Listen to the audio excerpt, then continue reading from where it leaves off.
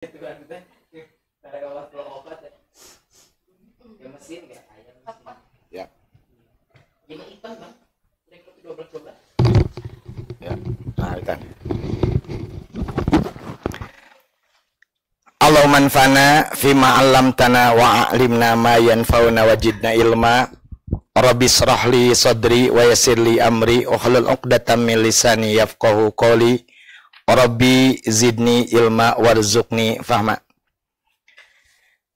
Anu diaos ayeuna tentang bab ke-8 di dalam Sirah Nabawiyah atau kelengkapan tarikh Nabi Muhammad SAW karya Kiai Haji Nawar Khalil bab ke-8, tipu daya dan ejekan para pemuka Quraisy terhadap Nabi Muhammad yang masih berlanjut gitu kan.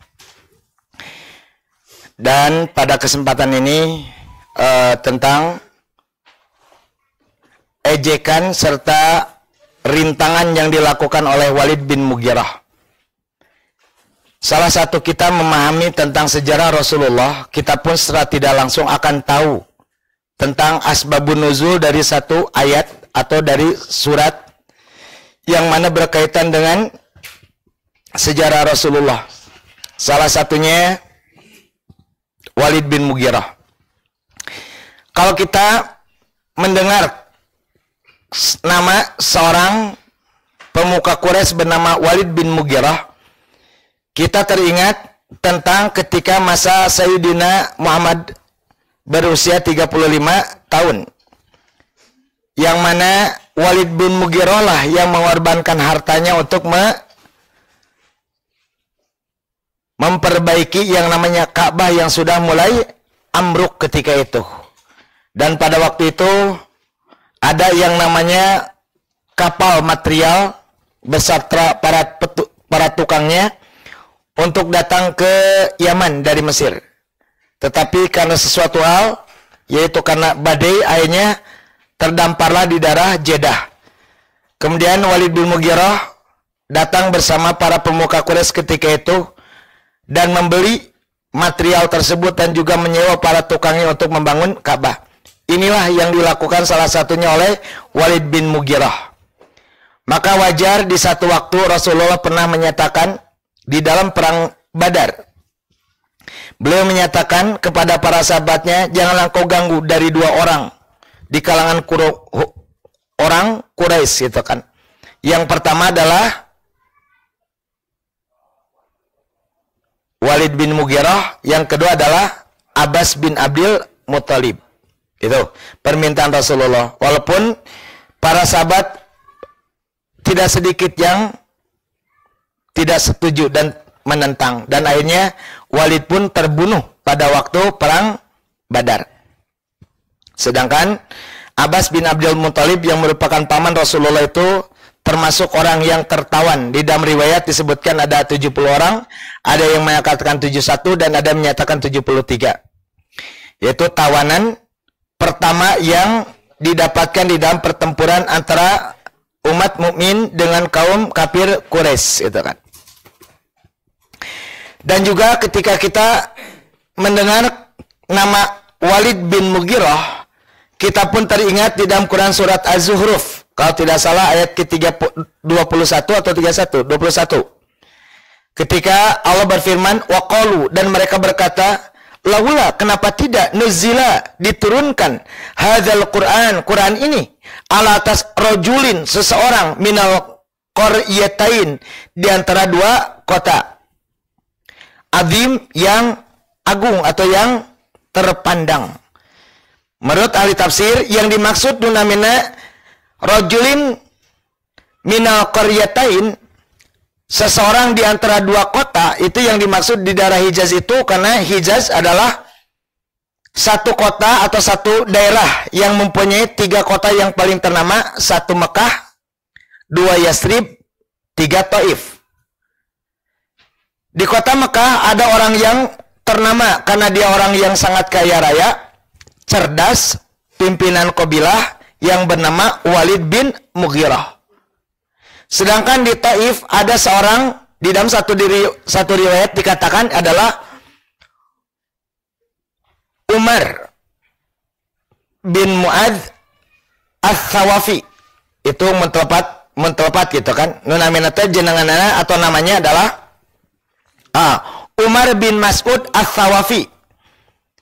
Itu pun sama, dia pemimpin di antara orang Taif, dan dia itu orang kaya raya, orang yang sangat cerdas, dan itu adalah pemimpin kabilah di Taif. Maka keingkaran dan kekufuran orang-orang musyrikin Quraisy sampai mempertanyakan kepada Rasulullah, kenapa Al-Quran itu turunkan kepadamu yang hanya sebatas orang biasa dan seterusnya untuk ejekan, kenapa tidak diturunkan kepada tetua di antara dua kota yang mulia, yang agung, yaitu tadi sebutkan Walid bin Mughirah atau namanya Umar bin Mas'ud Ats-Tsawafi itu kan. Maka berkaitan dengan itu turunlah Quran surat Az-Zukhruf ayat ke-20 hiji tadi teh, ke-2 hiji, mohon ke-2 hiji. Jadi tadi ketika kita mempelajari yang namanya sirah nabawiyah atau kelengkapan tarikh Rasulullah, kita pun secara tidak langsung akan mengenal tentang asbabun nuzul. Poin J itu kan disebutkan ejekan Walid bin Mughirah kepada Rasulullah. Sekali lagi, Walid bin Mughirah seorang yang kaya raya, cerdas, pintar, dan yang lainnya lah. Agak kumplit gitu kan. Dan dia itu termasuk di antara paman-paman Abu Jahal atau Amr bin Hisham. Ketika satu waktu Walid bin Mughirah datang menghadap kepada Rasulullah, kemudian Rasulullah membacakan ayat-ayat suci Al-Quran. Dan yang namanya Walid bin Mughirah itu mendengarkan dengan seksama. Bahkan hatinya tertarik dengan bacaan-bacaan Al-Quran. Bahkan dia tertegun, bahkan ada satu keinginan untuk beriman kepada Rasulullah dengan mendengarkan bacaan-bacaan Al-Quran. Itu salah satu yang terjadi pada masa itu. Tetapi sekali lagi, taufik hidayah itu hanyalah milik Allah, kita kan. Kalau Allah tidak menghendaki karena manusia ini sombong, maka Allah tidak akan memberikan yang namanya taufik hidayah tersebut atau hidayah itu taufik, kita kan. Maka yang namanya Walid bin Mughirah itu ada satu keinginan, perasaan untuk beriman atau ingin mempelajari lebih jauh lagi tentang Al-Quran. Maka kejadian ini terdengar oleh keponakannya yaitu Amr bin Hisham. Maka dia datang, wahai pamanku, aku dengar engkau terkena sihir Muhammad. Dan terus mengatakan demikian gitu. Kemudian Amr bin Hisham mengatakan, kami akan mengumpulkan harta benda dan kami akan serahkan kepada Anda. Maka Walid bin Mughirah itu dengan mendelik istilah nama, wahai Abu Jahal, kami ini jangan bersikap pura-pura. Kalian tahu bahwa aku, kata Walid bin Mughirah itu orang yang paling kaya di antara kabilahku. Untuk apa kalian mengumpulkan harta benda dan diserahkan kepadaku? Makanya Amr bin Hisham pun tidak bisa berkata apa-apa. Tetapi dia memberanikan diri mengatakan, aku khawatir engkau akan dibenci oleh kaummu dan dibenci oleh kabilahmu, gitu kan. Maka Walid bin Mughirah, tinggalkanlah aku seorang diri, biarlah aku berpikir. Padahal di sisi lain yang namanya Walid bin Mughirah itu punya taktik yang sangat licik di satu sisi itu kan. Maka ketika satu waktu, dan waktu itu mendekati yang namanya bulan Dzulqa'dah, yang mana di bulan Dzulqa'dah itu di Mekah pasti akan ramai, karena Mekah akan didatangi oleh berbagai kabilah untuk melaksanakan ibadah haji. Maka dikumpulkanlah pemimpin-pemimpin Quraisy ketika itu di rumah Walid bin Mughirah. Dan Walid bin Mughirah bertanya, sebentar lagi jemaah haji dari berbagai negeri akan datang. Pasti Muhammad akan menyampaikan apa yang ia yakini benar, gitu kan. Lalu apakah kita akan tinggal diam sehingga agama yang dibawa Muhammad itu tersebar ke seluruh negeri di jazirah Arab? Maka semua orang itu berkata, kami tidak mau, gitu kan. Lalu seorang mengatakan, lalu bagaimana pendapatmu wahai paman? Maka Walid bin Mughirah berkata, aku yang meminta pendapat kalian, tapi kenapa kalian yang bertanya kepadaku? Silakanlah, gitu kan. Lalu bagaimana cara merintangi dakwah Muhammad ini? Maka orang-orang berkata, Paman, bagaimana kalau kita sebutkan saja yang namanya Muhammad itu seorang pendusta?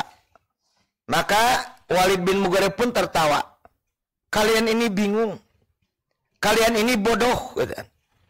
Kalianlah yang memberikan gelar kepada Muhammad itu Al-Amin. Orang yang jujur. Orang yang dipercaya, yang tidak pernah berdusta.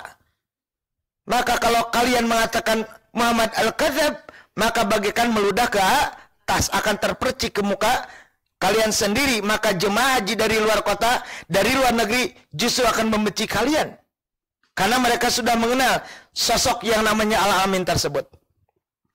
Lalu datang lagi usul, bagaimana kalau kita sebut kahin atau dukun, tukang ramal? Walid pun menjawab, kalian tahu bagaimana perkataan tukang ramal, bagaimana perkataan seorang kahin, dan aku tahu bahwa Muhammad itu bukan seorang kahin, gitu kan. Datang lagi usul, bagaimana kau namin asyahir, tukang sihir? Begitupun kalian mengenal yang namanya sihir dari berbagai pelosok negeri, dan yang namanya Muhammad itu tidak seperti yang namanya seorang ahli sihir dan tukang sihir. Lalu bagaimana kalau orang yang kena sihir? Itu pun sama. Muhammad itu seorang yang normal, yang berwibawa, gitu kan. Baik secara pribadi maupun secara kabilah dari Bani Hashim tersebut. Muncul lagi perkataan, bagaimana kalau disebutkan Al-Majnun, orang gila?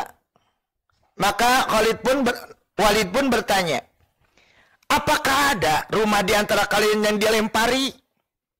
Karena sebagaimana yang terjadi di antara kita, kalau ada orang gila, pasti ngomongnya akan ngawur. Kalau ada orang pasti akan dikejar, bahkan suka melempari rumah-rumah para warga. Pernahkah ada yang diperlakukan oleh Muhammad seperti itu? Jawabannya tidak. Maka semua orang tertunduk setelah itu. Maka bagaimana pandangan paman, kata Amr bin Hisham? Tunggulah. Maka dia masuk rumah dan dia merenung. Kemudian dia kembali dengan senyuman, dia mengatakan, aku mendapatkan jawabannya. Kita sebutkan yang namanya Muhammad itu adalah as-sahir, tukang sihir. Tetapi sihirnya itu lebih lembut daripada sihir yang pada umumnya. Cek bahasa air nama hipnotis. Karena dengan perkataan Muhammad itu bisa memisahkan antara orang tua dan anaknya, suami dan istrinya, bahkan kabilah dengan kabilah yang lain pun bisa terpecah belah. Maka kita jadikan momen ini untuk menyebut Nabi Muhammad itu sebagai namanya as-sahir, tukang sihir. Maka dengan kejadian hal ini turunlah kepada Rasulullah Al-Quran surat Al-Muddathir ayat 11 sampai ayat 30. Ayat 11 masa ketik daing. Awang adawu darni pasrahkeun ka kaula. Man sahanu khalaqtu, kaula nyiptakeun wahidan sorangan, itu kan nyalira sendiri itu. Wasang jaltu, kami jadikan lahu baginya malan, harta benda, mamdudan yang sangat banyak. Wabanina, dan anak-anak, syuhudan, yang menyaksikan. Wamahattu lahu tamhidan, dan dia berharap yang namanya aku lapangkan baginya tamhidan lebih banyak. Suma, kemudian iat mau, dia sangat menginginkan an bahasanya ajida, aku tambahkan, kala sekali-kali tidak. Innahu, sesungguhnya dia, karena keadaan dia, li ayatina, kepada ayat-ayat kami, anidan, amatlah penentang, itu kan. Yang namanya yang sangat menolak, itu kan. Yang membangkang. Kemudian dalam ayat seterusnya, saklak urhikuhu saudan, dan kami akan memberikan beban kepadanya, satu beban. Innahu, sesungguhnya dia, fakara, dia berpikir, wa qadar, dan dia memutuskan, famaka kutila, binasalah, kaifa, kenapa, qadar, dia menetapkan, suma, kemudian kutila, binasalah, kaifa, kenapa, qadar, dia menetapkan. Itulah yang dinyatakan tentang diskusinya Walid bin Mughirah dengan pemimpin-pemimpin Quraisy, dan digambarkan oleh Allah di dalam Al-Quran surat Al-Mudaththir dari ayat 11 sampai 30 tadi itu kan. Kemudian sumanador, kemudian dia melihat. Kemudian dia menador teh bahasa usunama netep gitu kan. Suma tuluy ambasa baud wa basar jeung kurawed hasem gitu kan. Bahasa Sunda deh jadikan bahasa Sunda ya serah campur we. Suma tuluy adbaro manena ngabalir wastakbar jeung garu mede jeung rasa sombong tiasa. Faqala nya ngomong manena intayalian hadza ieu teh atau manena teh ila kajaba syihrun sihir yu'thar anu di pelajari itu kan anu di latih intayalian hadza ieu teh ila kajaba qaulu caritan al-bashar manusia padahal awalnya nunamina Walid bin Mughirah teh hampir beriman tapi karena kesombongannya karena egonya dan berbagai sisi yang merupakan zaigun fi qulubihim karena kedengkian yang ada di dalam diri mereka maka hidayah dari Allah itu dia tolak mentah-mentah bahkan dia mengatakan in hada ila qaulul basar kecuali ini adalah ucapan manusia. Saudara ayat ke-20 genapna sangke uslihi kaulaga bakal ngasupkeun manena syaqara kana neraka sakor.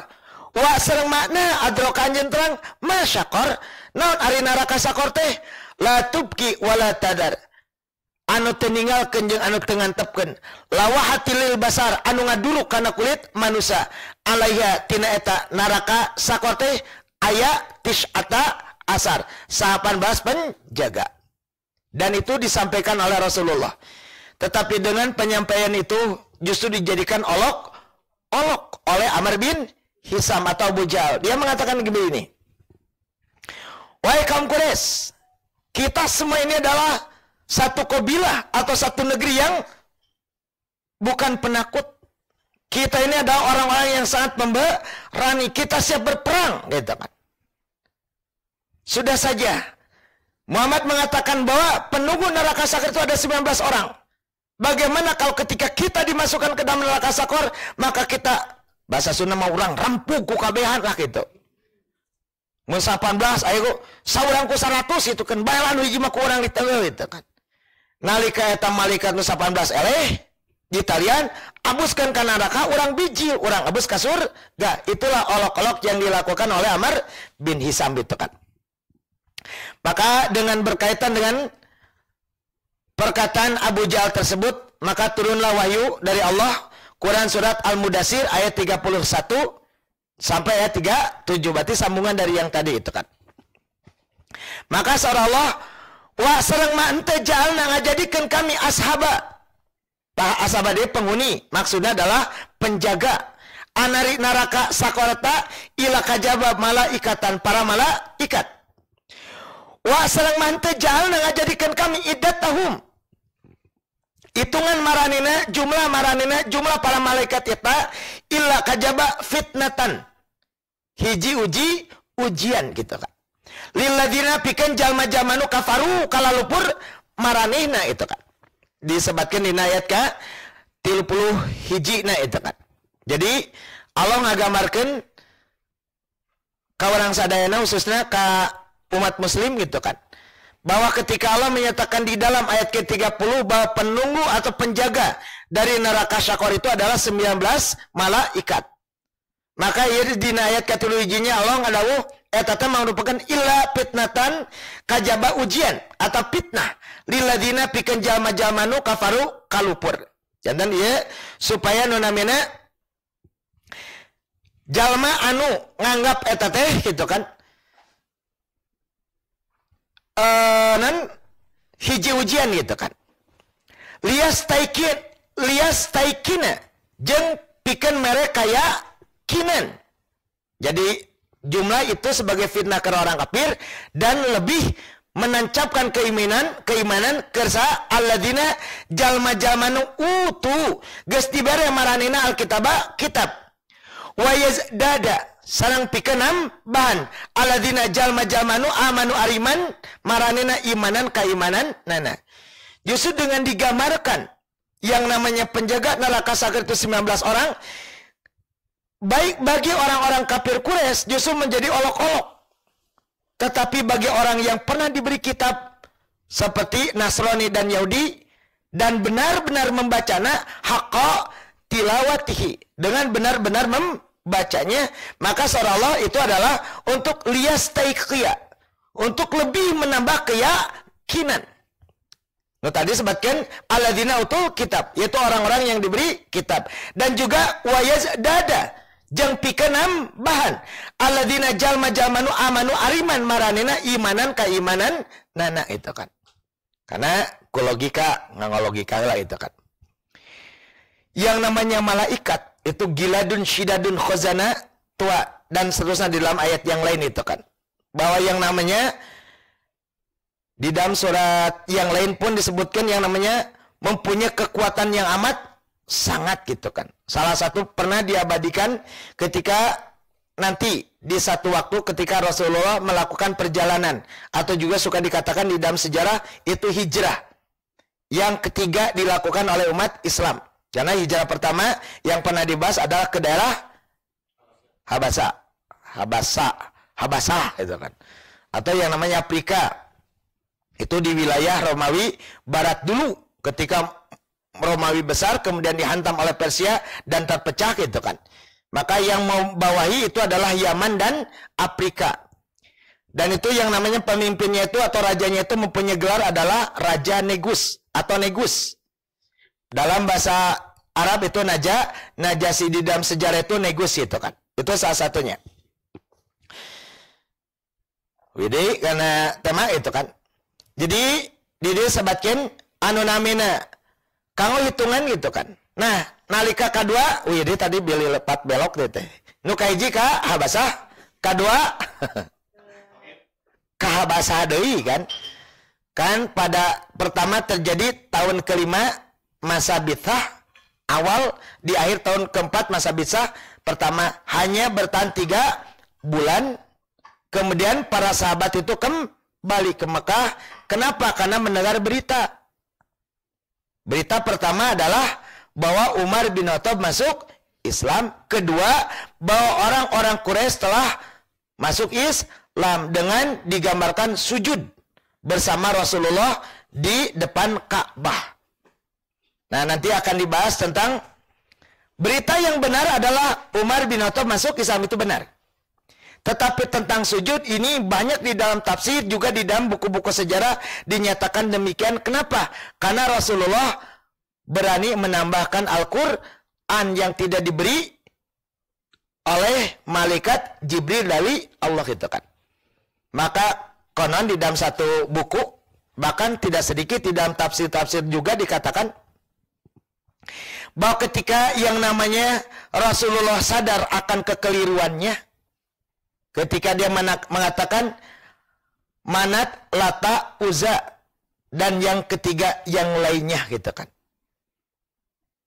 Dan demi burung-burung air, sungguh Lata dan Uzza itu diharapkan syafaatnya. Nah, akhirnya Rasul itu memuji-muji berhala Quraisy gitu kan. Akhirnya ditegur, maka karena merasa bersalah bersujud. Konon katanya orang-orang kafir Quraisy itu mendengar berhala-berhala itu dipuji-puji oleh Rasulullah, maka mereka pun ikut bersujud. Konon katanya. Hanya ini perlu diluruskan kembali kisah-kisah ini. Kenapa? Karena bertentangan dengan Al-Quran, juga bertabrakan dengan hati nurani, juga bertentangan dengan rasio tentang sifat Rasulullah. Hiji di Al-Quran kan jelas bahwa Rasul itu dinyatakan wala yantiku anil hawa illa wahyu yuha. Bahwa Rasul itu tidak berkata-kata kecuali atas wahyu yang disampaikan kepadanya. Kemudian di dalam ayat lain, Rasul pernah diancam oleh Allah. Kalau seandainya kau berkata-kata yang bukan Allah turunkan, maka Allah akan datang di sebelah kanannya dan akan menarik tali jantungnya. Dan Allah akan menyiksa di fine 2 kali lipat. Di dunia 2 kali lipat, dan di akhirat 2 kali lipat. Ini ancaman, bukan 1 kali, bahkan ada beberapa ayat gitu kan. Itu hiji. Kedua, rasio kita tidak menerima, karena Rasulullah itu adalah utusan Allah, dan sifat yang wajib dipunyai oleh utusan Allah adalah Nu kasatu sidik gitu kan. Yaitu jujur, kedua amanah. Kebalikannya kalau jujur berarti amanah kebalikannya adalah khianat. Kalau Rasulullah berani menama-namai Al-Qur'an dengan mengatakan demi burung-burung air, demi lata dan uja yang diharapkan syafaatnya gitu kan. Dan seterusnya ada beberapa tafsir yang menyatakan ada ayat-ayat ditambahkan oleh Rasulullah. Maka Rasulullah merasa bersalah, Rasulullah bersujud dan orang-orang kafir Quraisy pun bersujud seluruhnya. Nah, ini berita yang diceritakan gitu kan. Dan yang kedua ini adalah berita dusta. Kita wajib luruskan itu kan. Maka ketika mengatakan demikian disebutkan di ayat seterusnya itu kan. Wala yartaba jeung supaya teu ragu alladzina jalma-jalma nu utu dibere maranena alkitaba kitab wal mukminun sareng jalma-jalma nu ariman gitu kan. Tadi deui bisi belok deui teu ting ke pola pikirna jauh. Jadi tadi ka hiji ka mana? Ka basa, dua ka basa, ka tilu ka thayyib. Tapi teh dikaitkeun sang eta nah jadi sok belok deui gitu kan.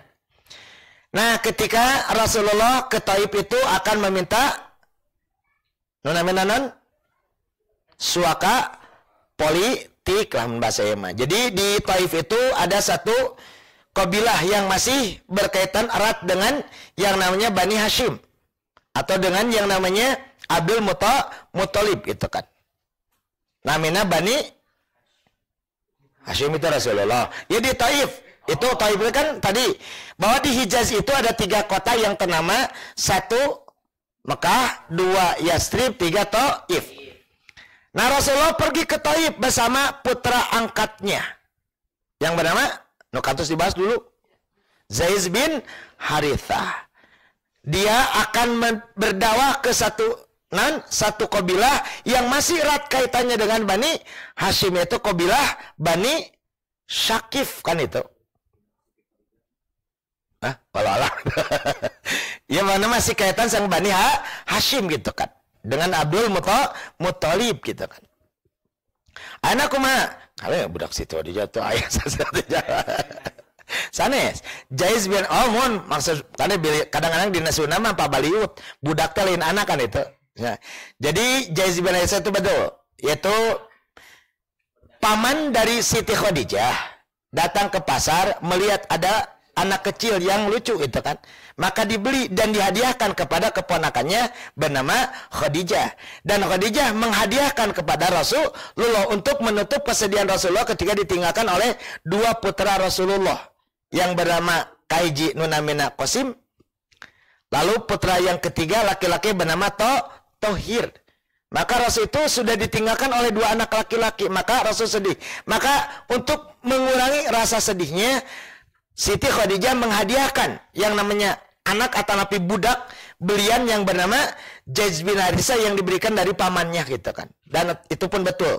Itu mengurangi kesedihan Rasulullah. Bahkan Rasulullah betul-betul sayang dan sampai beliau mengangkat Zaid bin Harithah menjadi anak angkat.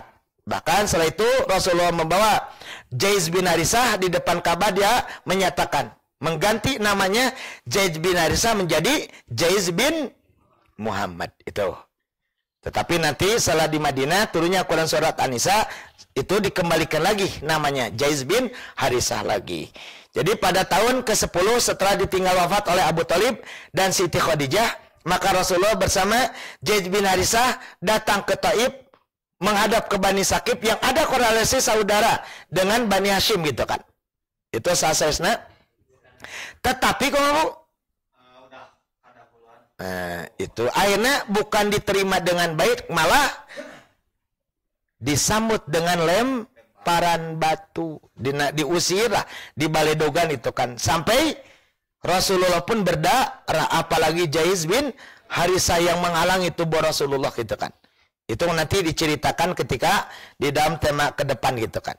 Hanya menggambarkan sebenarnya pada kesimpulan dia tentang notadita tis'ata asyar 18 orang penjaga di neraka Sakor. Maka Allah mengutus malaikat Jibril dan malaikat penjaga gunung gitu kan. Ketika Rasulullah baloboran ku getih gitu kan. Bahasa ini nama, ya Rasulullah, Allah telah memberikan hak prerogatif kepadamu supaya engkau bisa memerintahkan aku untuk membinasakan Bani Sakif atau orang Taif gitu kan. Perintahkan kepadaku. Aku akan angkat satu gunung dan aku lemparkan kepada mereka. Maka mereka akan binasa pada waktu itu. Atau kami rapatkan dua gunung sehingga mereka habis luluh lantak. Eta ku hiji malaikat.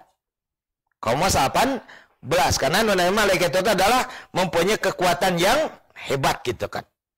Jadi kudu 18 gitu kan. Mana wajar tiasa dibuka dina Quran surat At-Taubah surat kan nomor 8 dina Al-Baqarah At-Taubah eta kene ada tentang kisah perang Badar bahwa Allah menurunkan 30.000 malaikat. Dan tinggal baca ulah-ulah titik eta terus sing tamat. Dan tidaklah aku menurunkan sebenarnya tapi untuk mengangkat giroh gitu kan. Dan logikanya gak tuh tegedak ku 30.000 malaikat keur ngancurkeun kaum Quraisy mah tadi ku hiji malaikatnya bisa hancur gitu kan. Nah ya tiasa di awas dina surat At-Taubah titik mana disebutkeun dina ayat terusna dina ayat ka 3 hiji nu tacan tamat tadi kan disebutkeun wal kafiruna jeung jama-jama nu kalap ulangi dina ieu bilih lepat wajeng lipikeun yakula ngaromong aladina jalma-jalma nu fi dina qulubihim hate-hate maranina marodun aya panyakit wal kafiruna jeung jalma-jalma nu kalafir madza naon aroda maksud Allah Gusti Allah bihadza ku masan contoh kadalika seperti kitu yudilu nyasarkan Allah Gusti Allah man kasanu yashau ngerasakan mantana wasang yadi mantana nuduhkeun man kasanu yashau ngerasakan mantana wasang mante ya lamu terang junuda bala tentara rabbika pangaran anjeun ilahua kajaba mantana. Jadi intinya sebutan tadi di dalam ayat 30 adalah tis'ata asar itu hanya bentuk ujian untuk menguji kuma edek iman atau edek kufur. Maka bagi orang yang kufur malah menjadi ragu-ragu. Maka Allah menyatakan dalam ayat ke-31 di ujung wa ma ya'lamu dan tidak ada yang mengetahui junuda rabbika bala tentara Tuhanmu illa huwa kecuali dia. Jadi nyebutkan sakit itu hanya sebatas untuk ujian kan itu. Nguji daek babalik pikir henteu. Aya rasa henteu gitu kan sang satasna.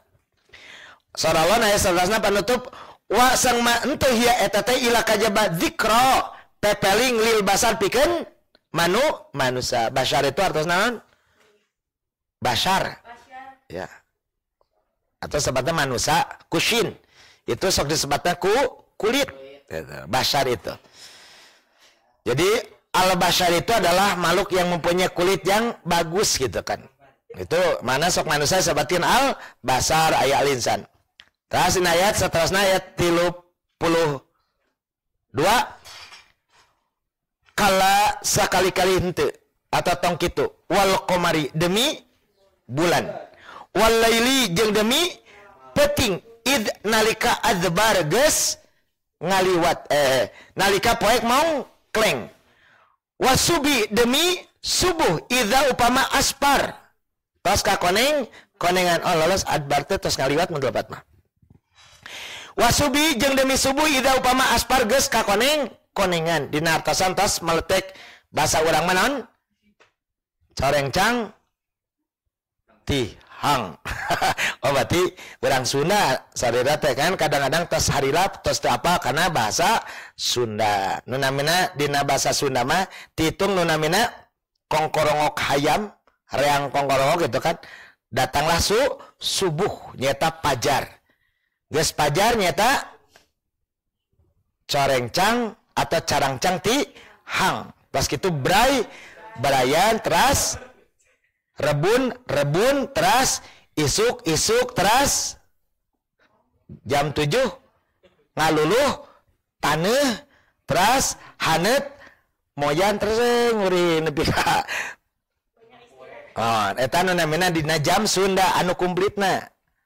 Jadi ti antara subuh ka isuk ka ngaluluh taneuh ka jam 7 itu aya sababara aya namina corengcang tihang berai-berayan, rebun-rebun, isuk-isuk, ngaluluh, tanah itu jedana saparapat jam gitu kan. Eta dina jam Sunda mana ya emot kena sim geuning keur alit gitu kan. Kupun bapa, hudang tong sare. Waktuna ngaluluh taneuh. Naon ngaluluh kan itu. Ngaluluh teh bahasa Sunda, hartosna naon? Nincakan taneuh, nincakan. Ngaluluh teh nincak gitu kan. Diluluhku. Diluluh teh ku aing dilulus ya. Dijejek maksudnya ditincakan gitu. Gitu. Jadi kan karena taneuh pasti diluluh, lulumpatan kan budak leutik baheula itu kan. Beda jeung budak ayeuna. Kau mau ijal mah libur tibra we.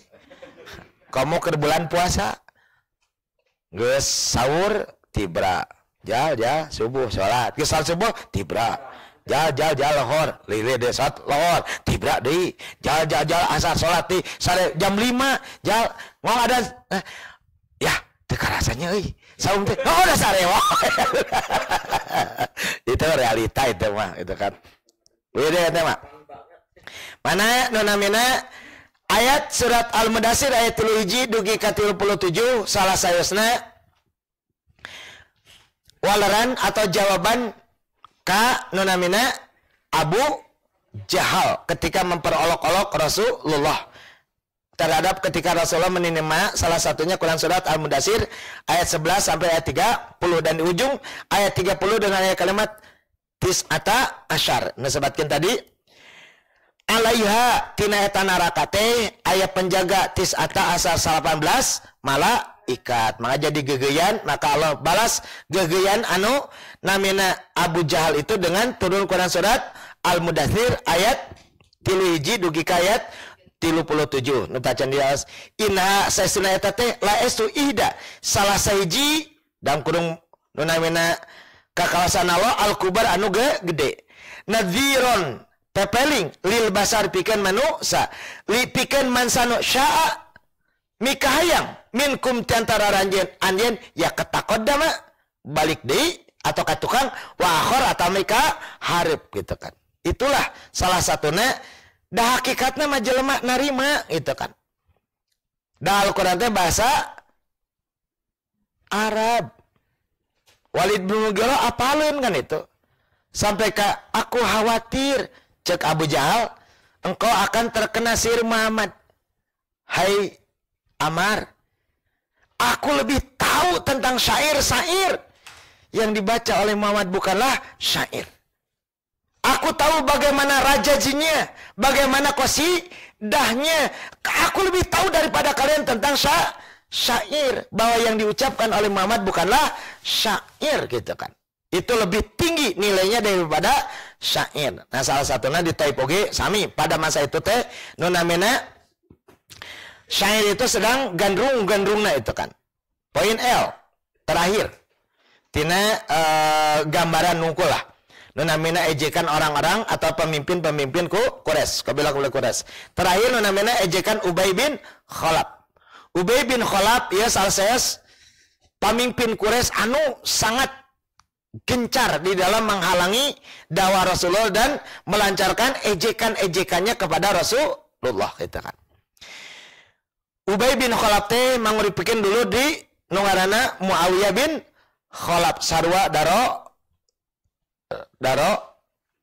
Raka. Ayeuna Muawiyah bin Khalaf ge pae dina perang Badar gitu kan eta. Jadi di dia salah satuna ejekan Ubay bin Khalaf itu seperti pernah diceritakan di dalam ayat yang lain tentang pertanyaan sahabat-sahabat Nabi Uzair. Ayo menanyakan ari imam perolok-olok gitu kan. Wahai Uzair, bagaimana mungkin tulang belulang yang seperti ini yang sudah patah, sudah hancur gitu kan, akan kembali hidup? Nah, kata Sami ketika dibacakan ayat-ayat itu, maka nunamina Ubay bin Khalaf mempertanyakan, hai Muhammad, pakailah logika, pakailah akal. Mana mungkin manusia yang sudah hancur menjadi tulang belulang dan menjadi barang yang sudah hancur jadi tanah geus hancur lah gitu, bakal dihidupkan dihirupkan deui itu kan. Kumaha bisana gitu kan. Akal mana anu bisa narima itu kan. Maka ku Rasulullah diwala dengan tegas gitu kan. Ketika ente mah istilah orang biasa Sunda mah maknya nu geus pae hirup deui. Jelema nu geus jadi tulang taleng geus jadi tangkorak-tangkorak na geus beak sawareh gitu kan. Dek kumaha hudangan itu. Kumaha dihudangkeunana kan itu. Estuni anya teh halal anu teu karti ku akal geus macem-macem wae siga patlot gamar meureun ceuk urang Sunda mah itu. Maka dengan tegas Rasulullah menjawab pasti Allah akan menghidupkan kembali yang namanya orang yang sudah mati, termasuk engkau wahai ya teh sa Ubay bin Khalaf gitu kan. Maka dengan hal itu Allah menurunkan Al-Quran surat Yasin ayat 77 sampai 83. Jadi ya surat Yasin 77 sampai 83 itu adalah jawaban tentang olok-olok Ubay bin Khalaf kepada Rasulullah. Makanya di dalam ayat ke-77 Allah ngadawu akna wajeng lam teu yaro ningali atau merhatikan al insanu manusia anna sesuna kaula khalaqnau kami nyiptakeun manehna min nutfatin tina nutfah fanya idza sapadari tahwa manehna hasimum mubin jadi penentang anu tetela eta kan. Wasang doroba manehna ngajadikeun lana pikeun kami masalan perumpamaan atau contoh wajeng nasia manehna mopo hokeun khalaqau tina nyiptakeun maneh. Nah kan tadi teh Allah manehna si Ubay bin Khalaf teh kan mana mungkin na teh sadar yen manehna teh tercipta dari air mani yang mana tidak pernah daya dongengna kitu namanya air mani pernah ekspedisi mun urang makana yang apal gunung misalnya gunung anu kamari ngagibeg teh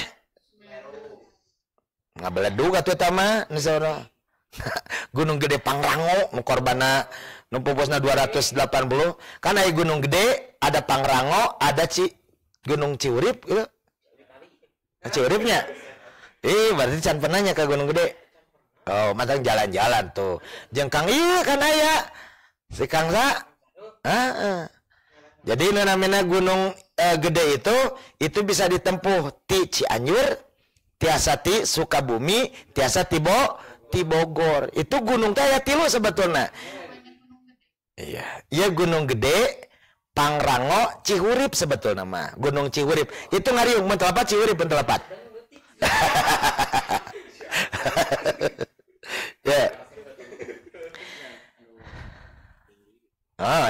Terus misalkan kala mansanu yuhi. Jadi kan nah ya karena ayat tadi wajeng doroba nyin atau ngajadikan manehna lana pikeun kuring pikeun kami masalan contoh atau perumpamaan wajeng nasia manehna mempohokeun khalaqau tina nyiptakeun maneh. Nah qala jadi sebatkeun itu kan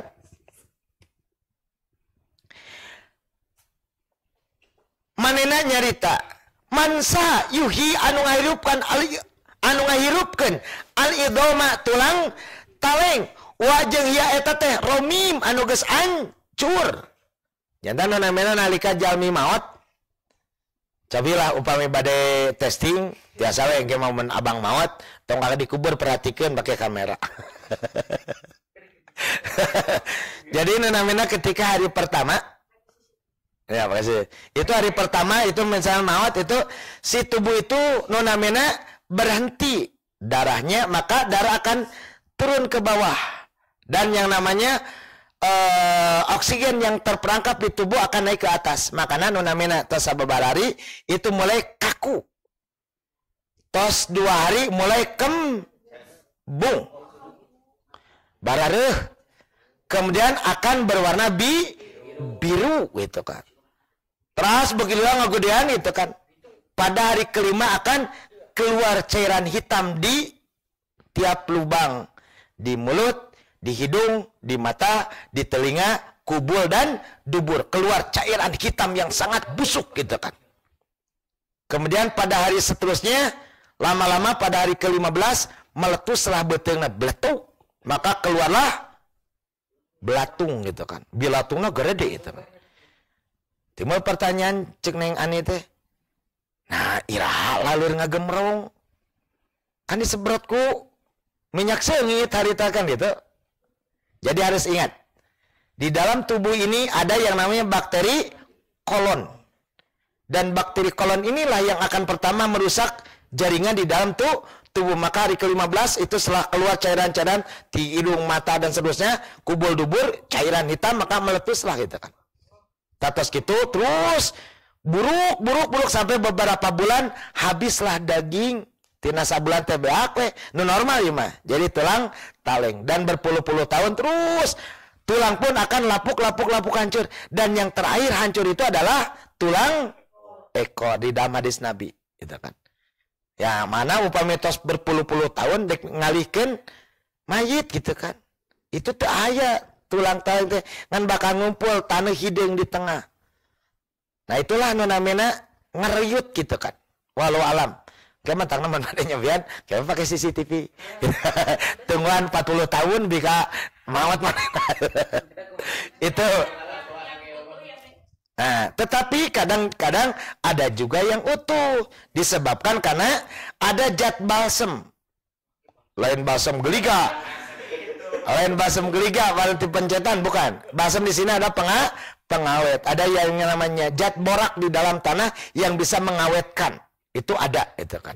Malah tidak aneh kadang-kadang ieu mah teh tapi ieu mah masih kena utuh. Bisa jadi. Bahkan misalnya ijal bakatingnya aku kaneng lala teu kudu dibalsem, teu kudu di kapnan. Sawangan tadi tenan. Tengah geura borak formalin sutikan ku bana.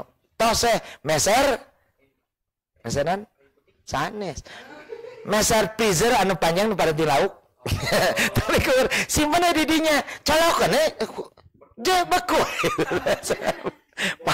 Buruk kan itu. Tekena diuyan. Upami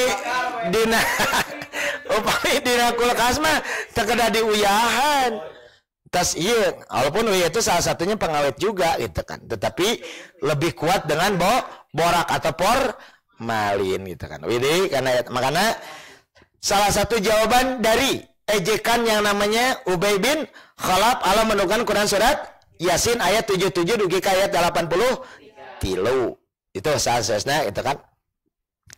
Mana kul pok caritakeun yuhyiha anu ngahirupkeun kana eta Allah di anu angsya'a nyiptakeun ha kana eta awala marah. Jadi nalika manehna mempertanyakeun gitu kan Allah ngawaler anu bakal ngahirupkeun eta mayit teh jelema anu tadi geus jadi tulang taleng anu hancur itu nu sarallah yuhyiha anu ngahirupkeun kana eta teh alladzi anu angsya'a nyiptakeun ha kana eta awala marah anu mimiti nyiptakeun. Jadi anu mimiti nyiptakeun eta oge anu bakal mulangkeun deui nyata Gusti Allah itu kan. Wasang wa mantana bikuli kana tiap-tiap khalqin ciptaanana alimun ma uning nya boro-boro nu namina manusia anu kacil disebut lagi di Al-Quran itu sebenarnya as-saqalain, dua hal yang berat gitu kan. Dalam bahasa Sunda mah uteuk tongo walang paga anu kumulit kumelendang di alam dunia Allah nu nyepeng ubunana atau embunana na Al-Quran. Jadi kadang kurang kedengaran gitu kan. Cobalah tonton YouTube atau video di YouTube karya nama non sebetulnya nama penanya gitu kan. Dina satu channel www.harunyaya.com. Itu nu namina salah satunya nu judulnya insinyur di alam semesta misalnya. Aya contohna nu namina lancah kawin. Pas kawin kumaha? Ai lancah jalu jeung bikang ke di mana? Al-Ankabut. Itu laba-laba spider gitu kan. Itu yang besar itu adalah beti. Nah, ketika dia hubungan nonamena pembuahan gitu kan. Mentos beres si jalu teh kaburu ini langsung diopi gitu kan. Iya, dimakan. Jadi makanan penutup. Nah, setelah dia bertelur, kemudian dia menghasilkan anak yang jumlahnya ratusan bahkan ribuan. Apa yang terjadi? Makanan si ibunya, si induknya akan menjadi makanan pembuka dari ketika menetasnya anak, anaknya beak. Pertanyaan, sanu ngajarkeun anak budakna kan induna geus maot, ku anak didiakan. Tapi ketika sudah agak besar, yang tadi ratusan ribuan itu akan membikin rumah sendiri. Sanu ngajarkeun anak. Kemudian anu namina, maka soalnya tadi bu non tonton di YouTube gitu kan. Nu namina insinyur di alam semesta tentang keajaiban Al-Qur'an. Itu tiasa. Nu namina Harun Yahya. Nami asina sa Adnan Oktan gitu kan. Itu. Jadi yang bisa menciptakan itu ada Allah gitu kan. Yang pertama menciptakannya dan semua yang ada di alam semesta ini Allah lah yang menciptakannya gitu kan. Jadi Allah itu mau unia karena setiap ciptaan. Aladzi anu jalaman tanah jadi kalau kupingkan aranya minti asyajarati tangkal al-ahdori anu hejo naron sene fanya idza sapadari ta antum aranya minutinata tukidun gitu kan. Non tukidun teh. Enak kan?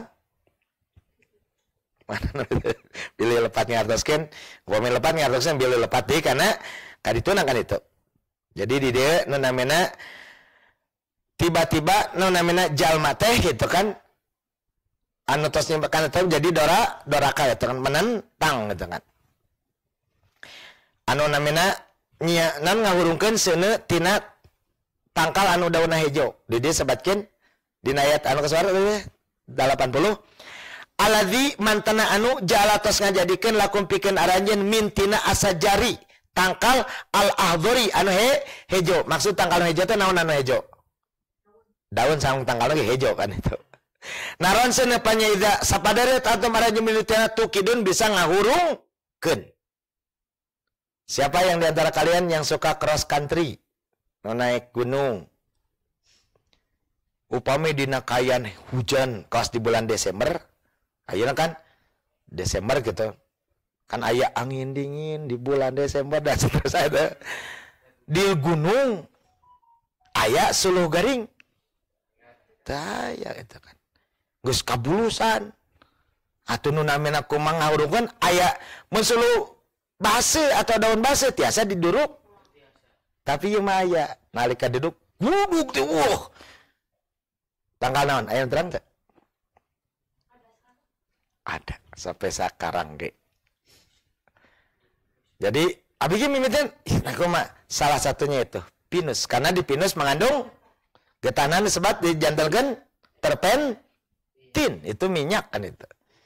Atanapi anu sanes deui anu sok didaharan ku sasatuan anu namina kelas beruang tapi paling kecil. Itu masih gede gini. Aya nu lebih leutik. Koala.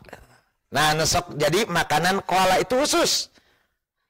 Didahar ku indungna ai orokna dana tina naon. Didahar ku indungna geus ieu biji lalapkeun ka dahar ka bibir anak-anakna beabe cokot tuapkeun ku indungna. Itu betul. Coba ya biasa pohon naon namina? Kayu putih. Abi nuju hujan ya mah di gunung abi ge bingung kan itu. Alah cenah teh kumaha di camping tapi hujan gitu kan dek kumaha hurungkeun madangna nelpon rencana teh eta kade sanempang nutuhankeun ulah dipicieun gitu kan oh atos Kang sana ieu sana aya urang Bandung ada camping gitu kan datang ka ditu sugan teh suluh teh gararing ngabugbul ge daunan anu ieu kumaha ngadurukna ai Kang Sep teh terang ngahurungkeun duruk ngapebelak itu salah satunya ieu terus digambarkeun dina Al-Qur'an. Salah satunya daun-daun yang mengandung minyak atsiri seperti kayu putih, pinus dan seterusnya lah. Jadi ketika dibakar teh tekeda garing heula hejo kene langsung ngagugudag namanya sebab tuqiduna aranjeun ngahurungkeun dan seterusnya. Titiklah dugi kaninya insyaallah kapayun tentang bab kasalapan ya gen teka bahasa dayani na buku ieu itu kan tentang Islamnya para sahabat Jadi tadi nunamina rintangan-rintangan itu pun tidak seluruhnya disampaikan. Juga di bab ke-8 mah tentang Islamnya para sahabat. Jadi yang pertama iman itu pertama ahlul bait. Yang pernah dibahas dulu. Yang pertama iman itu di kalangan ahlul bait pertama Siti Khadijah sebagai istri Rasulullah. Kedua Ummu Aiman di kalangan nunamina di rumah Rasul gitu kan. Ummu Aiman. Ketiga di kalangan pemuda lepat Jaiz bin Harisah, dan dari kalangan anak-anak Ali bin Abi Thalib itu kan. Nah, Ari Fatimah Azhara tadi dakwahan ku Rasulullah. Itu betul. Nya budak leutik itu kan. Bet neng ani lagi segede kitu man congkak kene ngadu karet jeung neng lala. Komo ieu. Nah, sadaqallahu adin tasa.